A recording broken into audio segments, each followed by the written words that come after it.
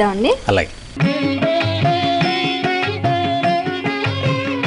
ఆషాఢ మాసంలో నోములు వ్రతాలు ఎందుకు చేయకూడదు తెలియచేయగలరు అంటూ రాస్తున్నారు. ఆషాఢ మాసంలో కొత్తగా ప్రత్యేకమైన నోములు వ్రతాలు ఎవరు చేసుకోరు. చేసుకుంటే తప్పేం కాదు. ఇప్పుడు సత్యనారాయణ స్వామి వ్రతం ఉంది, ఎప్పుడైనా చేసుకోవచ్చు, ఏ రోజైనా చేసుకోవచ్చు.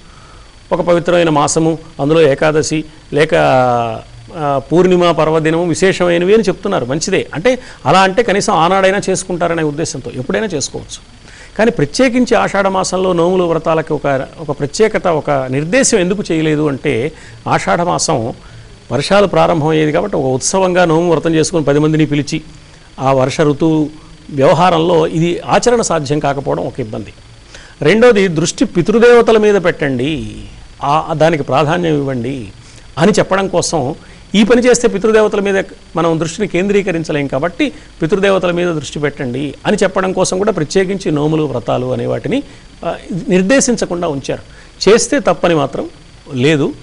తర్వాత నోములు వ్రతాలకు ఒక్కొక్క వ్రతానికి ఒక్కొక్క మాసం ఒక్కొక్క ప్రత్యేకత ఉంది. ఆషాఢ మాసంలో ప్రత్యేకించి ఈ నోము చేయాలని కానీ ఈ వ్రతం చేయాలని కానీ ఏర్పాటు చేయకపోవడంలో ఉన్న ఆంతర్యం అది.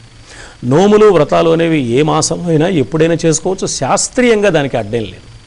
అయితే స్త్రీల నోములకు సంబంధించి కొన్ని ఆచారాలు లోకంలో ఉన్నాయి. శాస్త్రం ఎంత బలమైనదో ఆచారం కూడా అంతే బలమైంది. ఎందువల్ల అంటే ఆచారము అంటే ఏమిటి? పరంపరగా మన పూర్వులందరూ ఆచరిస్తూ వస్తున్నది. ఆ ఆచరణ యొక్క ప్రభావం మన మనస్సుల మీద చాలా ఉంటుంది. ఆ ఆచారానికి భిన్నంగా చేస్తే ఏదో మనస్సు కష్టం కలుగుతుంది.